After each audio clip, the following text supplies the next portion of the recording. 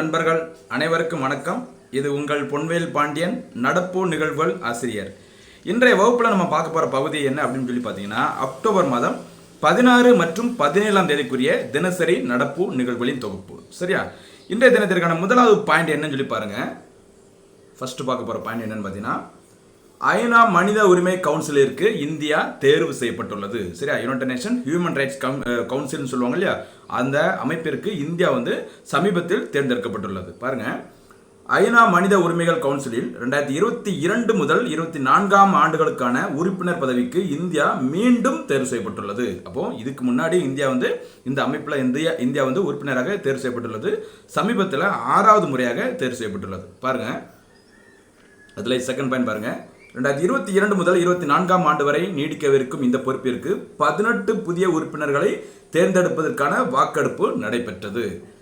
193 உறுப்பினர்களை கொண்ட ஐநா பொது சபையில் இந்தியாவிற்கு ஆதரவாக 184 வாக்குகள் பதிவாகியுள்ளது. சரியா? பார்த்தீங்கன்னா ஒரு 18 உறுப்பினர்களை பார்த்தீங்கன்னா ஐநா மனித உரிமை கவுன்சிலில் தேர்வு செய்வதற்கான வாக்குப்பதிவு நடைபெற்றது. அதில் இந்தியாவிற்கு ஆதரவாக 184 வாக்குகள் பதிவாகியுள்ளது. மொத்த வாக்குகள் எத்தனை? 193. அதாவது ஐநா பொது சபையில் இடம்பெற்றுள்ள மொத்த உறுப்பு நாடுகள் எண்ணிக்கை 193. அதில் 184 வாக்குகள் இந்தியாவிற்கு சூப்பராக கிடைச்சிருக்கு. ஓகேவா?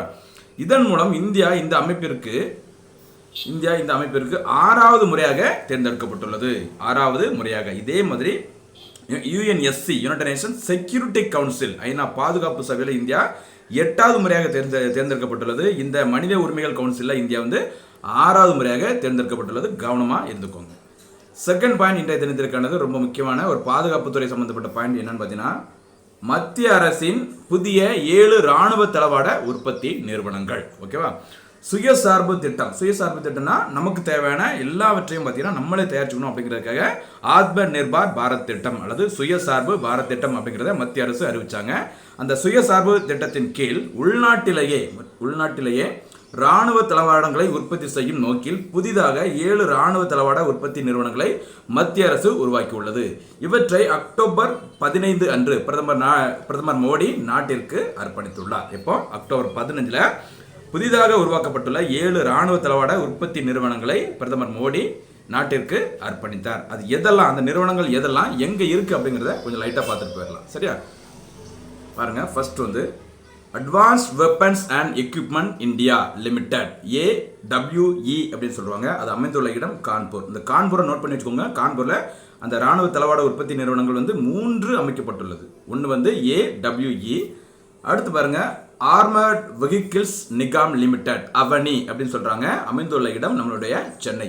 இந்த 7 இராணுவ தளவாட உற்பத்தி நிறுவனங்கள்ல எந்த நிறுவனங்களுக்கு அதிக அளவு முதலீடு செய்யப்பட்டுள்ளது அப்படின்னு பார்த்தீங்கன்னா சென்னையில் அமைந்துள்ள இந்த அவனி தான். ஓகேவா? அடுத்து பாருங்க, கிளைடஸ் இந்தியா லிமிடெட், GIL, அது கான்பூர். ஏற்கனவே கான்பூர் பார்த்துட்டோம். AWE அதே அந்த வரிசையில் GIL, கிளைடஸ் இந்தியா லிமிடெட். ஃபோர்த் பாருங்க, இந்தியா ஆப்டல் லிமிடெட், அது உத்தரகாண்ட் மாநிலத்தில் உள்ள டேராடூனில் அமைக்கப்பட்டுள்ளது. அடுத்து பார்த்தீங்கன்னா 5வது பாருங்க, மியூனிஷன்ஸ் இந்தியா லிமிடெட், MIL, அமைந்துள்ள இடம் புனே, மகாராஷ்டிராவின் புனே நகரில் அமைக்கப்பட்டுள்ளது. அடுத்து பார்த்தீங்கன்னா கான்பூரில் மறுபடியும் பாருங்க, ட்ரூஃப் கம்போர்ட்ஸ் லிமிடெட், TCL, ட்ரூஃப் கம்போர்ட்ஸ் லிமிடெட், கான்பூர். அடுத்து 7வது யாந்த்ரா இந்தியா லிமிடெட், YIL, அமைக்கப்பட்டுள்ள இடம் நாக்பூர். சரியா? இதுதான் இந்த 7 புதிய இராணுவ தளவாட உற்பத்தி நிலையங்கள் திறக்கப்பட்டுள்ள இடம். அந்த இடம் கண்டிப்பாக ஞாபகம் வச்சுக்கணும். அந்த பேரையும் தெரிஞ்சு வச்சுக்கோங்க. சரியா? இந்த எல்லா நிறுவனங்களை பிரதமர் மோடி எப்போ நாட்டுக்கு அர்ப்பணித்தார் அப்படின்னு பார்த்தீங்கன்னா அக்டோபர் மாதம் 15ஆம் தேதி. சரியா? கிட்டத்தட்ட 200 ஆண்டுகளாக ஒரு போர்டு நம்ம இந்தியா ஃபாலோ பண்ணிட்டு இருந்தாங்க. Ordinance factory board. ஓகேவா? OFB அப்படின்னு சொல்லுவாங்க. இது அக்டோபர் 1, 2021 அன்று கலைக்கப்பட்டது. இதை கலைத்துட்டு தான் இந்த புதிதாக 7 நிறுவனங்களை மத்திய அரசு உருவாகியிருக்காங்க. ஓகேவா? அடுத்து 4th பாயிண்ட் பாருங்க. அடுத்து 3rd பாயிண்ட். நெக்ஸ்ட் பாயிண்ட் பாருங்க, 14வது IPL சென்னை அணி சாம்பியன். துபாயில் 14வது IPL கிரிக்கெட் போட்டியின் இறுதிப் போட்டி நடைபெற்றது. ஏன்னா துவக்கத்தில் ஆரம்ப போட்டியில் இந்தியாவில் தான் நடைபெற்றது. கொரோனா காரணமாக அந்த இறுதிப் போட்டி எங்கே நடைபெற்றது? துபாயில். ஓகேவா? அது எத்தனாவது IPL போட்டி? Indian premier league. Indian premier league 14வது போட்டி துபாய். ஓகேவா, துபாயில் நடந்திருக்கு, மறந்துடக்கூடாது. இதில் கொல்கத்தா நைட் ரைடர்ஸ் அணியை வீழ்த்தி சென்னை சூப்பர் கிங்ஸ் அணி 4வது முறையாக சாம்பியன் பட்டத்தை வென்றது. கேப்டன் யாரு உங்களுக்கு தெரிஞ்சிருக்கும், கேப்டன் மகேந்திர சிங் தோனி. ஓகேவா, அவர் தலைமையில் சிஎஸ்கே அணி வெல்லும் 4வது IPL சாம்பியன்ஷிப் பட்டம் இதுவாகும். இதன் இறுதிப் போட்டியில் ஐபிஎல் சரி அந்த துபாய் IPL இறுதிப் போட்டியில் விளையாடியதன் மூலம் 300 2020 கிரிக்கெட் போட்டிகளில் கேப்டனாக பணியாற்றிய உலகின் ஒரே வீரர் என்ற சாதனையை மகேந்திர சிங் தோனி பெற்றுள்ளார். சரி, மகேந்திர சிங் தோனி 2007 T20 உலகக்கோப்பையை இந்திய அணிக்கு வென்று கொடுத்திருக்கிறாரு. அடுத்து 2011 ஒரு நாள் கிரிக்கெட் போட்டிக்கான உலகக்கோப்பையை வென்று கொடுத்திருக்கிறாரு. இப்போ ரீசெண்டாக செம்மையான ஒரு சாதனை படைச்சிருக்காங்க. என்ன அப்படின்னு பார்த்தீங்கன்னா, பொதுவாக எல்லா கிரிக்கெட்லையும் சேர்த்து 300 2020 கிரிக்கெட் போட்டியில் கேப்டனாக பணியாற்றிய உலகின் ஒரே வீரர் என்ற பெருமையை சாதனையை மகேந்திர சிங் தோனி படைத்துள்ளார். அடுத்து பாருங்க, குளோபல் ஹங்கர் இண்டெக்ஸ் அப்படின்னு சொல்லுவாங்க, சர்வதேச பட்டினி குறியீட்டு தரவரிசை 2021. இந்த பட்டியலை வெளியிட்டது யார் அப்படின்னு பார்த்தீங்கன்னா, concern world wide, world hunger ஹெல்பே ஆகிய அமைப்புகள் இணைந்து வெளியிட்டுள்ளன. சரியா, யுனைடெட் நேஷனோட food and agricultural organisation UNFAO அவங்களுடைய டேட்டாஸோட அடிப்படையிலையும் சில வேற டேட்டாஸையும் வச்சுட்டு தான் நாங்கள் இது பண்ணணும் அப்படிங்கிற மாதிரி சொல்லிட்டு இருக்கிறாங்க. யார், கன்சர்ன் வேர்ல்டு வைட் மற்றும் வேர்ல்டு ஹங்கர் ஹெல்பே. ஆனால் இந்த பட்டியலை இந்த குறியீட்டு தரவரிசை இந்தியா ஏற்றுக்கொள்ளலை. ஏன்னா நல்லா பண்ணிட்டு இருக்கோம், ஆனால் இந்த மாதிரி ஒரு மோசமான தரவரிசையை இந்தியா கொடுத்துருக்காங்க அப்படிங்கிற மாதிரி சொல்லியிருக்கிறாங்க. என்னன்னு சொல்லி பாருங்க, 116 நாடுகளுக்கான இந்த பட்டியலில் உலக பட்டினி குறியீட்டு தரவரிசை பட்டியலில் இந்தியா 101வது இடத்தை பெற்றுள்ளது. கடந்த 2020 இந்தியா பெற்ற இடம் 94, நடப்பு 2021 106வது இடத்தை பெற்றுள்ளதாக அறிவிக்கப்பட்டுள்ளது. இந்த பட்டியலில் நேபாளம் மற்றும் வங்கதேசம் 76வது இடத்தையும், மியான்மர் 71வது இடத்தையும், பாகிஸ்தான் 96வது இடத்தையும் பெற்றுள்ளதாக அறிவிக்கப்பட்டுள்ளது. அப்போ நம்ம பக்கத்து நாடுகள் எல்லாமே பார்த்தீங்கன்னா நம்மளோட பெட்டரா இருக்கு அப்படிங்கிற மாதிரி சொல்லியிருக்கிறாங்க இந்த பட்டியலில். இதனால இந்தியா இதை ஏற்றுக்கொள்ள மறுத்துள்ளது. அடுத்து பாருங்க, நெக்ஸ்ட் பாயிண்ட், இந்தியா அமெரிக்கா இடையிலான 8வது நிதி பொருளாதார ஒத்துழைப்பு கூட்டம். ஓகேவா, இந்த கூட்டம் அக்டோபர் 14 அன்று வாஷிங்டனில் நடைபெற்றது. சரியா, என்னது, அக்டோபர் 14 அன்று வாஷிங்டனில் இந்தியா அமெரிக்கா இடையிலான 8வது நிதி மற்றும் பொருளாதார ஒத்துழைப்பு கூட்டம் நடைபெற்றது. இந்த இடத்தை ஞாபகம் வச்சுக்கோங்க, வாஷிங்டன். சரியா, இந்த கூட்டத்தில் இந்திய நிதியமைச்சர் நிர்மலா சீதாராமன், இந்திய ரிசர்வ் வங்கியின் ஆளுநரான சக்திகாந்த தாஸ், அமெரிக்க நிதியமைச்சர் ஜெனட் எல்லன், அமெரிக்க ரிசர்வ் வங்கியின் தலைவர் ஜெரோம் பாவல் ஆகியோர் கலந்து கொண்டனர். சரி, அப்ப இந்தியாவில் யார் கலந்துட்டாங்க அப்படின்னு சொல்லி பார்த்தீங்கன்னா, இந்தியாவின் நிதியமைச்சர் நிர்மலா சீதாராமன், RBI கவர்னர் சக்திகாந்த தாஸ், அதே மாதிரி ஆப்போசிட்ல அமெரிக்க நிதியமைச்சராக இருக்கிற ஜெனட் எல்லன், அமெரிக்க ரிசர்வ் வங்கியின் தலைவரான ஜெரோம் பாவல் ஆகியோர் கலந்து கொண்டனர். அதற்கு பேர் என்னது, 8வது நிதி மற்றும் பொருளாதார ஒத்துழைப்பு கூட்டம். யாருக்கும் இடையே, இந்தியா மற்றும் அமெரிக்கா. நெக்ஸ்ட் எடுத்து பாருங்க, ஒரு நபர் நியூஸ்ல வந்திருக்காங்க, நிக்கோசி ஒகாஞ்சோ இவையாலா. அவங்க யார் அப்படின்னு பார்த்தீங்கன்னா, அமெரிக்கா சென்றுள்ள இந்திய நிதியமைச்சர் நிர்மலா சீதாராமன் உலக வர்த்தக அமைப்பின் தலைவர் நிக்கோசி ஒகாஞ்சோ இவையாலாவை சந்தித்து பேசினார். சரி, இந்திய நிதியமைச்சர் அமெரிக்காவிற்கு சுற்றுப்பயணம் மேற்கொண்டிருக்கிறாங்க. அந்த டைம்ல பார்த்தீங்கன்னா வேர்ல்ட் ட்ரேட் ஆர்கனைசேஷன் அந்த அமைப்பின் தலைவரான நிக்கோசி ஒகாஞ்சா இவையாலாவை சந்தித்து பேசியுள்ளார். அதனால தான் செய்திகளை வந்திருக்குது, நோட் பண்ணி வச்சுக்கோங்க.